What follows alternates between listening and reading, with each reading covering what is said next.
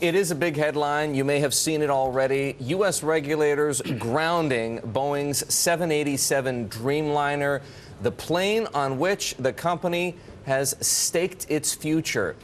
This is the first time in 34 years that an airplane model has been taken out of service for the time being, not just here, but around the world. Alix Steele has more for us this morning. Alex? It's really a black eye for Boeing. Like you mentioned, the FAA grounding the model, not just certain planes for the first time in 34 years, really zeroing in on the lithium-ion battery used in the Dreamliner, saying that airlines have to prove that it's safe to actually use. Now, this directly affects United Airlines, which has 6 planes in service, but Europe, Japan also following suit with individual airlines, and a Japanese battery supplier said it could take months to complete its investigation. Now, analysts I have spoken to said the real problem is figuring out what the issue is. It's not just about the batteries, right? They've had generator issues, electrical panel issues. It's all electrical, but not just one problem, and that's why it's making it so difficult to determine the cost and the root issue. All right, but that's the 787. What are the ripple effects for Boeing? Well, you can see it in the stock price down over 1% for the year, continuing that slide today, although off the lows of the session, I should point out. You're also seeing this play out in the bond market. The cost of insuring the company's debt from default for 5 years rose by the most in 14 months yesterday.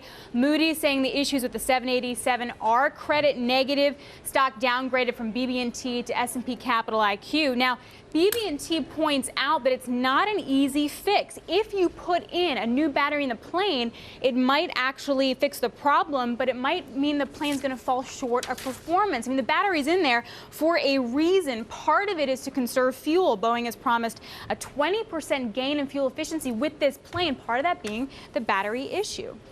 Alex, we've been asking the question for a week already.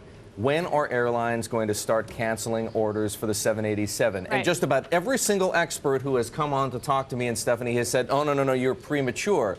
Apparently not.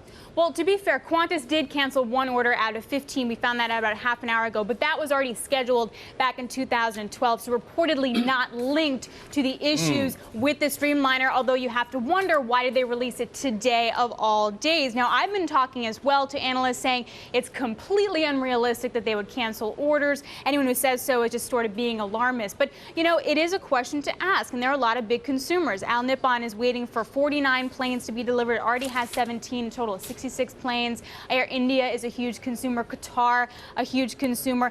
Now, the problem is, though, still the delays, because that puts Boeing on the hook for compensation, plus fixing all the planes that they have to fix. You have Saj Tulsa, analyst at Echelon Research and Advisory, saying this morning that it could be as many as hundreds of millions for grounding going on for more than just a week or so.